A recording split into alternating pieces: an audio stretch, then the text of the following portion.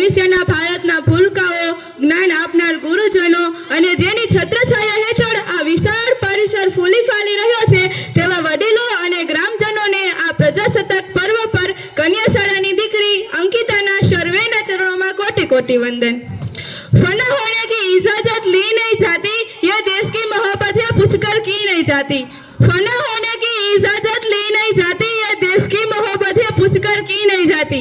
इस दिन के लिए वीरों ने अपना खून बहाया, इस दिन के लिए वीरों ने अपना खून बहाया। झूम उठो देशवासियों, गणतंत्र दिन आया, गणतंत्र दिन आया।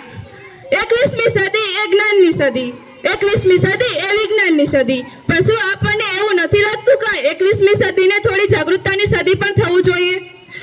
આ પ્રાચીન કાળથી કેટલાય જ્ઞાન રત્નોથી ઉજાગર આ ભારત વર્ષનો ઇતિહાસ જો સુવર્ણકાળથી ઉજાગર હોય તો આજે એવા કયા કારણો બન્યા કે જેના કારણે સુવર્ણકાળની તો વાત દૂર રહી, પરંતુ આપણો દેશ એક વિકાસશીલ દેશ પણ નથી બની શક્યો?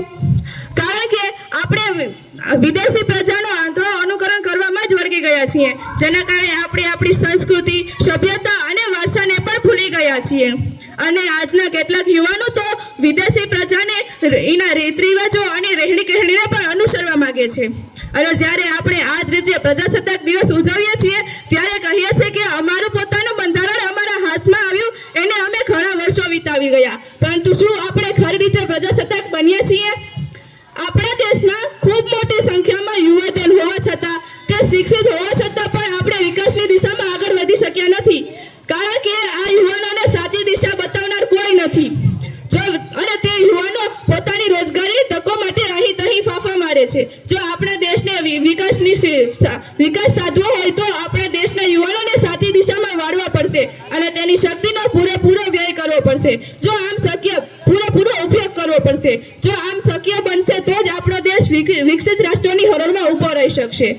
અને એક દીકરી હોવાના નાતે હું આજે એમ કહી શકું કે આપણા દેશને વિકસિત રાષ્ટ્રોની હરોળમાં ઊભો રાખવો હોય તો આપણા દેશની 50% વસ્તી એટલે કે સ્ત્રીઓએ પણ વિકસિત ફક્ત ઘરમાં ગૃહિણી રહી અને ઘરમાં પોતાનો સમય વિતાવવાથી દેશ આગળ નહીં આવે, પરંતુ તેમણે પણ વિવિધ ક્ષેત્રોમાં પોતાનું યોગદાન આપવું પડશે, જેથી તે આર્થિક રીતે પોતાના પરિવાર, સમાજ અને દેશને મદદરૂપ થઈ શકે અને તે પોતાના સ્વમાનને પણ જાળવી શકે।